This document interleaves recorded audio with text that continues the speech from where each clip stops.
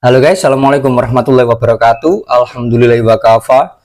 Wassalatu wassalamu ala rasulillah wa ala alihi wa ashabi ahli tuqa wal wafa. Subhanaka la ilma lana illa ma 'allamtana innaka antal alimul hakim. Rabbi shrah li sadri wa yassir li amri wahlul 'uqdatam min lisani yafqahu qawli ma ba'du. Teman-teman Kicau Mania dimanapun Anda berada, dari Sabang sampai Merauke, ketemu lagi bersama saya Bang Kinara, kali ini di channel Kinara Filsafat Kicau. What did happen to the last 10? I ran away with my life, fast forward, never turn back again. It's kind of funny that the more we pass time, the more we need to set the rewind. And 19 was the year I had to leave you, but now I'm seeing all the signs. Untuk video kali ini ya, saya mau menggutik logika kalian semua dalam upaya perawatan burung, khususnya buat teman-teman yang suka mengklaim sebuah kondisi burung, ya, mengklaim sebuah settingan, pakem-pakem. Jadi tak gudik logikamu supaya bisa lebih smart, supaya lebih tumak ninah, supaya lebih enjoy dalam merawat burung. Seperti visi misi di setiap konten YouTube saya, ya. Jadi tujuan saya bikin YouTube itu terutama kan ya tidak lebih hanya sekedar mencerdaskan semua orang supaya tidak pernah modal ikut-ikutan, supaya tidak mempercayai yang namanya bukan tidak mempercayai, tapi lebih kepada tidak mudah mempercayai segala sesuatu yang sifatnya masih katanya ya. Ini kaitannya dengan jangkrik, kaitannya dengan porsi jangkrik. Ini tadi juga sudah tak angkat di Kinara Cendet, tak sentil sedikit tadi ya. Di Kinara Filsafat juga tak sentil juga ya. Karena audiensnya tentu berbeda. Di Cendet itu kan audiennya ya tentu audiennya Manuk Cendet. Kalau di Filsafat ini kan bebas, semua burung ada di sini, insya Allah kan gitu loh. Jadi buat teman-teman yang selalu setia nyimak di Kinara Cendet, di Kinara Kacer, di Kinara Filsafat, saya akui Anda benar-benar orang yang paling tumak ninah. Terima kasih banyak sudah sering nyimak. Dan terima kasih juga buat netizen yang dimana nyinyir ya, misalkan nyinyir sekarang ini yang nyinyir semakin kesini semakin hitungan jari ya, semakin hitungan jari, entah faktor sadar atau gimana walau alam. Tapi alhamdulillah jika sudah mulai sadar, memang tujuannya di sini penyampaian saya tidak lebih menyadarkan semua orang bahwasanya untuk lebih yakin ya, lebih yakin tidak ada suhu dalam merawat burung. Kita semua sama-sama belajarnya, karena yang dibedah adalah makhluk hidup yang setiap harinya pasti moodnya juga berubah-ubah, rasanya juga berubah-ubah ya. Paham dari sini ya? Ayo kita lanjut penjabaran hari ini tentang jangkrik bro ya. Porsi jangkrik kaitannya dengan klaim-klaiman akan saya sadarkan semuanya ya. Oke teman-teman ya, kita lanjut ya. Jadi gini, jangkrik kadar ini anggaplah kadar ya. Yo terserah sampean guys. Ini hanya semacam analogi, semacam apa ya, simulasi ya. Hanya simulasi untuk menggutik logika saja ya. Ini untuk beberapa orang yang mungkin suka mengklaim ya, mengklaim sebuah settingan. Seperti yang sering saya sampaikan berkali-kali, menurut asumsi saya, karena burung itu makhluk hidup, karena burung itu punya rasa, dia berkicau, dia gacor, dia enak, bongkar isian, semuanya itu semua tidak lebih hanya karena faktor yang nomor satu adalah mood burung. Nomor satu, mood burung.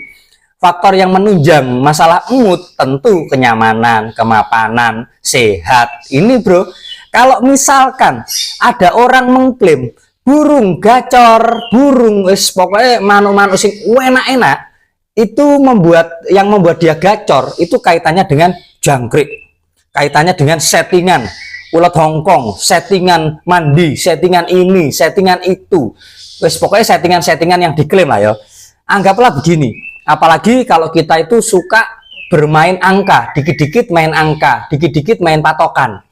Sama tak gudik logikamu, kita ambil contoh di jangkrik ini aja. Ini adalah jangkrik 5 porsi jangkrik dengan ukuran jangkrik yang sama ya, sama besarnya bro ya. Jadi besarnya ini sama, jadi jangkrik ini 5 ini besarnya sama.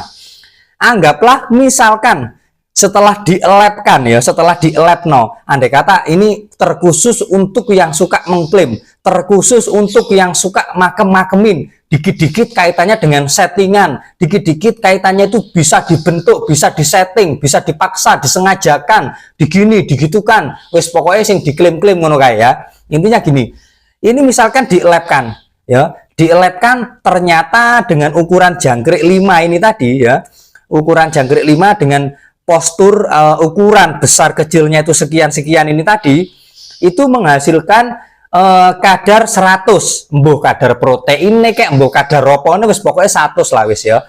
Dan ini diklaim, misalkan ini diklaim yang membuat gacor, yang membuat top perform, yang membuat ini begini ini begitu, itu jangkriknya ini dapat poin, dapat kadar 100 bro ya, dapat kadar 100.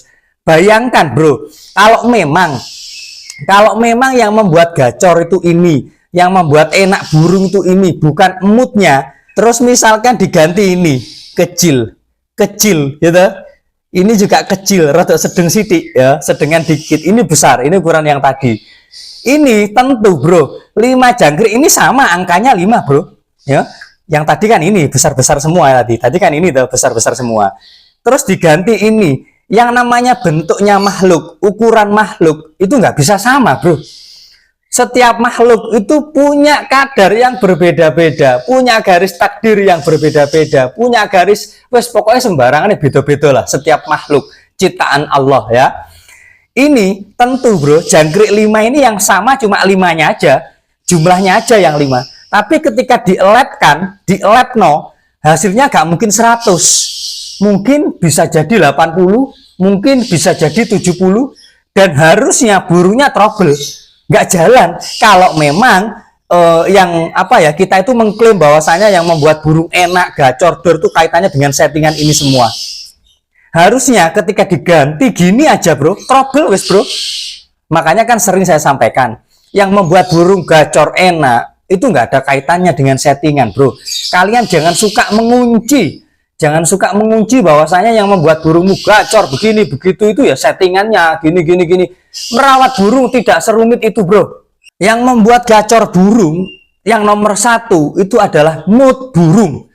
Nomor 1, faktor yang memicu mood itu tentu sehat, nyaman, mapan. Kalau urusan burung lapangan, burung top perform itu semua juga tidak bisa lepas dari yang namanya mood bro. Kalau memang yang membuat burung itu top perform, yang membuat burung itu enak ya, kaitannya dengan settingan, harusnya begini. Saya rasa tidak hanya 1-2 orang bro ya, merawat burung begini. Ini porsinya sama semua bro. Ini tak kembalikan yang tadi ya.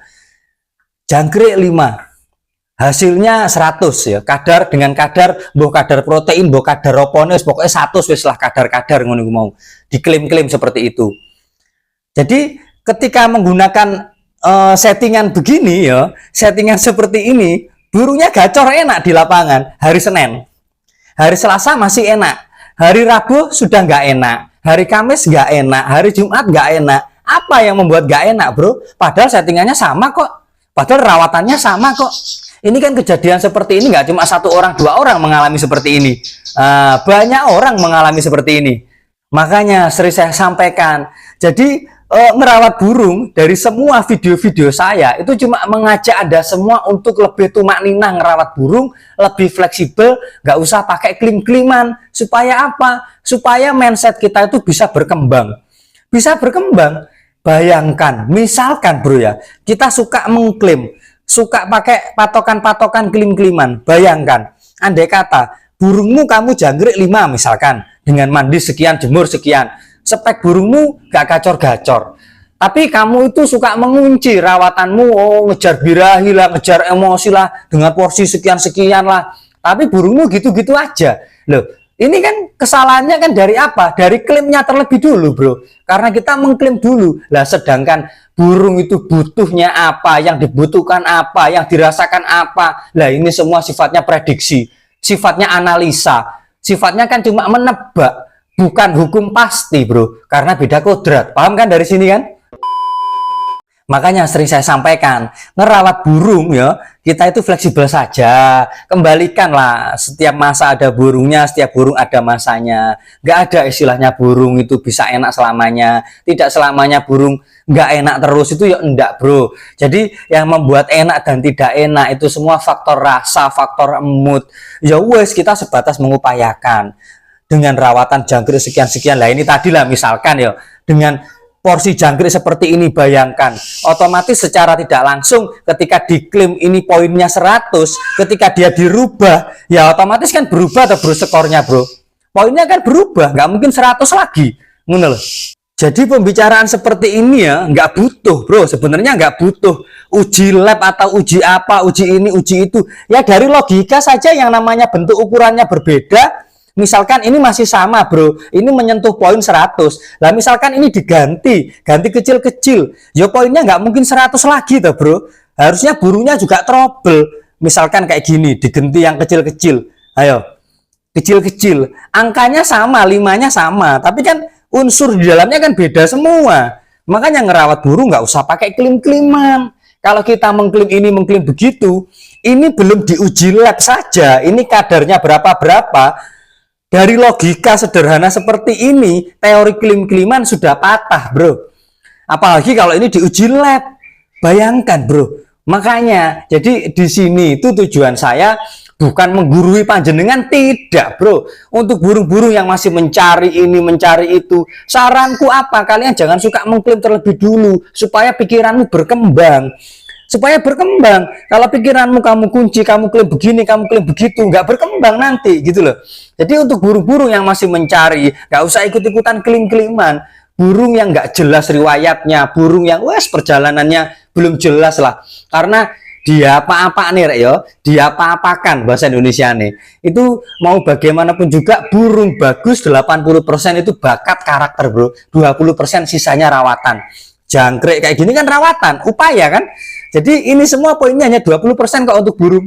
Paham dari sini? Kalau memang burung itu yang 80% dari rawatan, harusnya nggak ada istilah burung bagus, harganya mahal. Harusnya nggak ada istilah burung mahal. Harusnya kita cari burung yang murah-murah aja loh, cetak aja. Kan memang dari rawatannya toh.